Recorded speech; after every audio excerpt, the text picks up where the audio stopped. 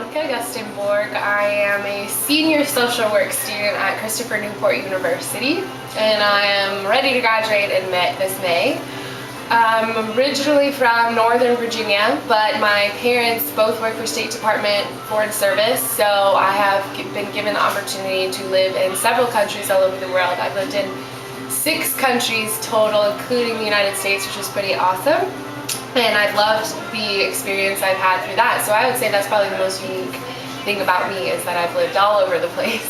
Yes, I definitely think I made the most of my time here. Christopher, our major at CNU is very small. So because of that, I've been able to build wonderful relationships with my professors on both a professional and personal level. I've been able to get to know everyone in my major really well. And since we're a small university in general, I've been given such great opportunities. Like the fellowship is very unique to Christopher Newport, and I think that, yeah, I've definitely taken advantage of the fact that we're a small school, and everything that's out there I've tried to do. So I think I've really made the most of my time, and I've loved every minute of it. I would say my mom definitely has inspired me the most, just from, you know, us living all over the world, and some even third world countries, and I've been watching, I mean, she has such a big heart, is one of the kindest people I've ever met, and watching her always giving back and always volunteering and always doing something more for society has just really inspired me, and I think it's the reason why I feel the way I do. But as far as becoming a social worker, she's not a social worker, but it wasn't until I took a social work class on volunteering, my professor was like, "You need to be a social worker, you need to change your major," and I was like, okay, I guess I do, and she convinced me, and sure enough, like, I wouldn't change it. I mean, this is meant for me, and so I would credit her for that too.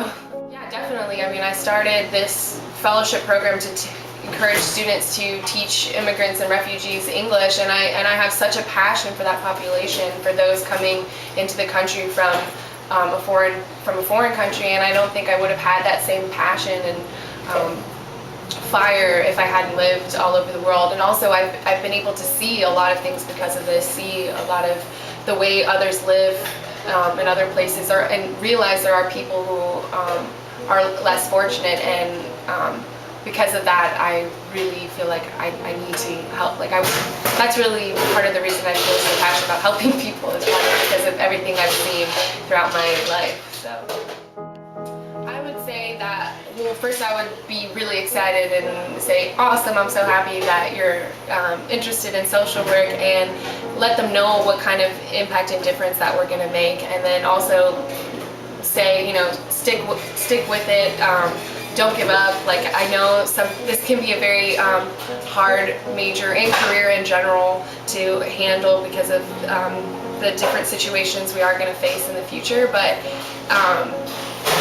it's really all worth it in the end. I mean, to see, even with just the volunteer work I've already done, I've already seen the sort of impact I can make on an individual, and that feeling is like irreplaceable. And I would just remind students about that, and just say, you know, keep working hard, because what you're doing is just so incredible, and you will make a difference in someone's life, and no one can change that, and it's just so awesome. So I would be very excited and congratulate them on the work they're doing.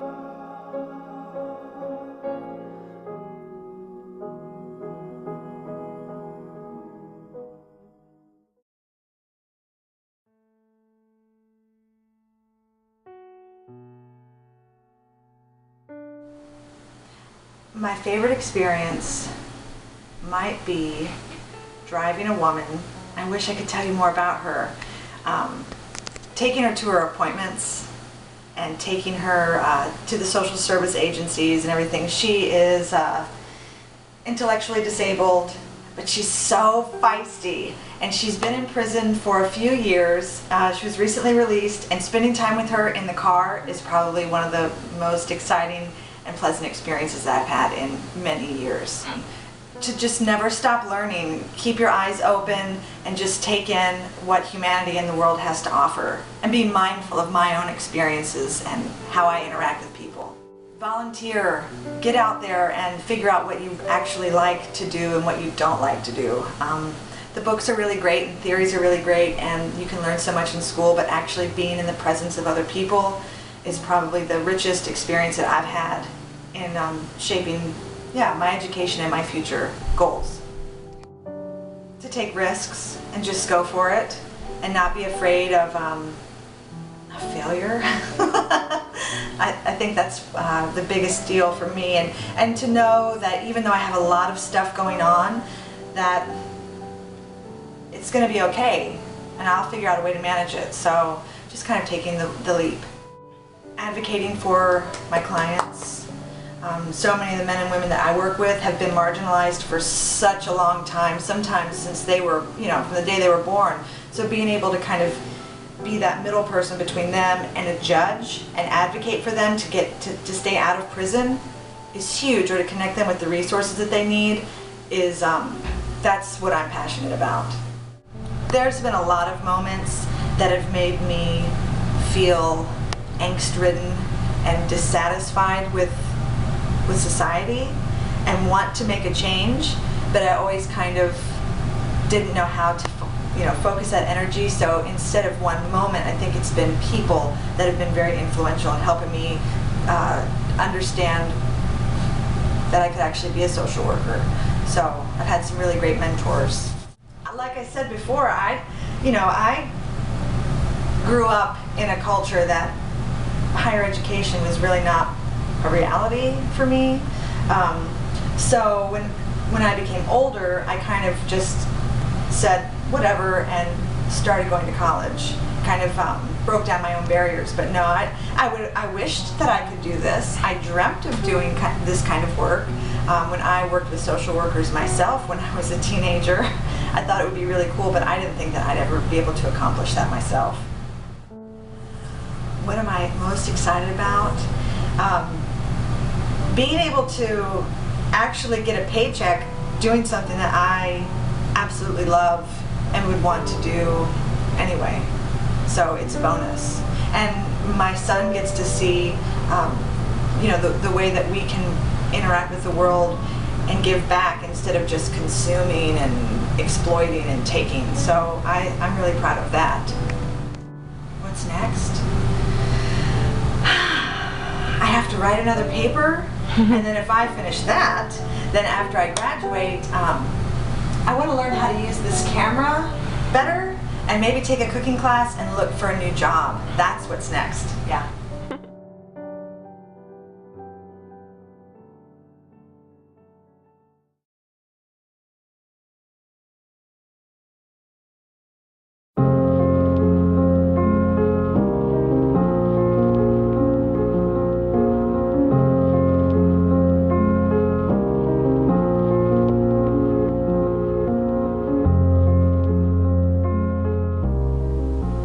It is such an honor for me to receive this award. I am so truly appreciative. I see this as an opportunity to continue my work and to continue to learn and grow. I think as social workers, we can't rest until all of our clients are living at a standard that's beneficial to society.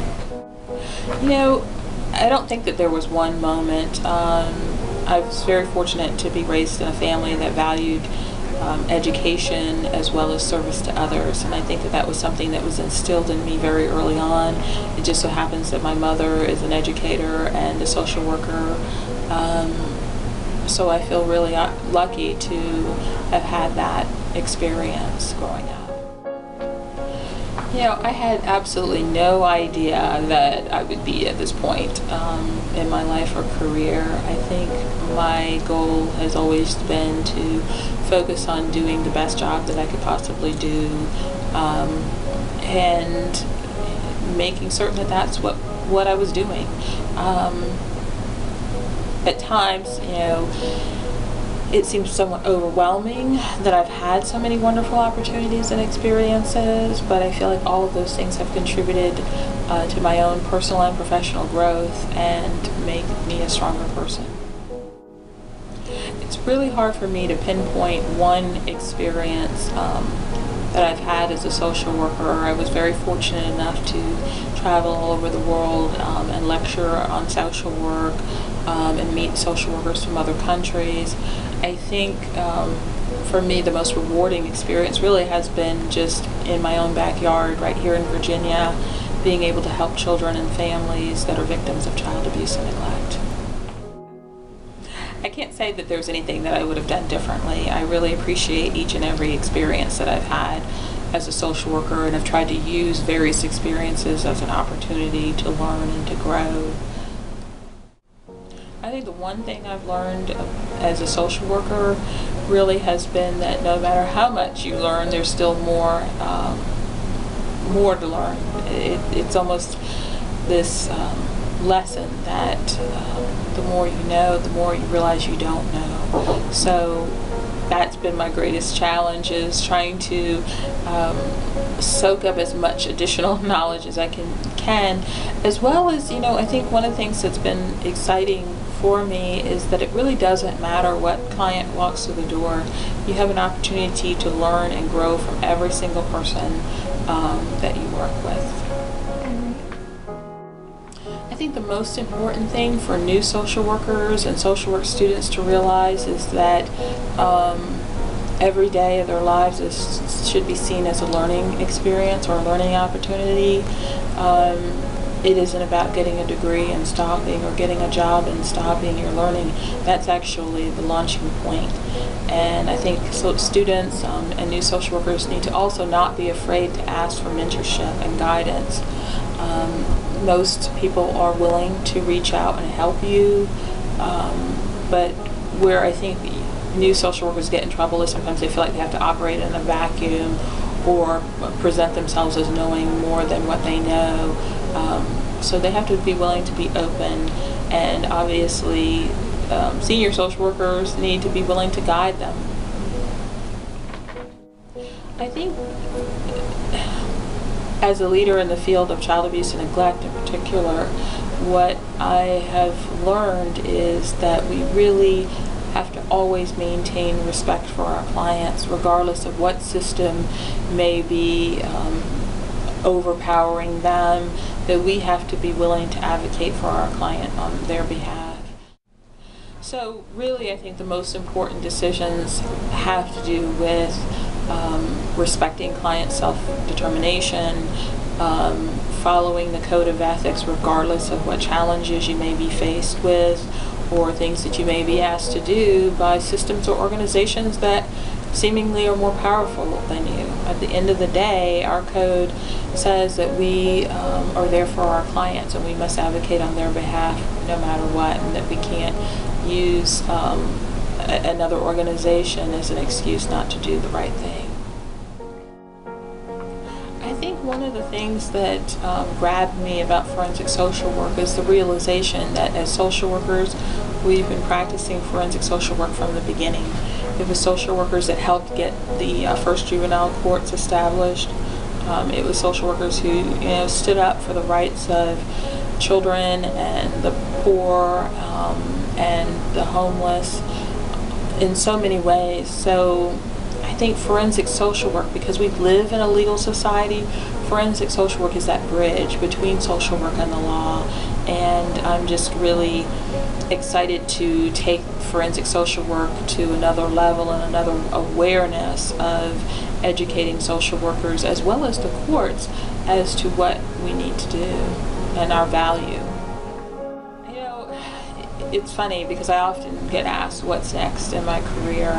I'm on an interesting path right now because of my passion for forensic social work. I've actually am enrolled right now in law school, and I think that's going to take a great deal of my time over the coming months, as well as I'm now the incoming president for the American Professional Society on the Abuse of Children.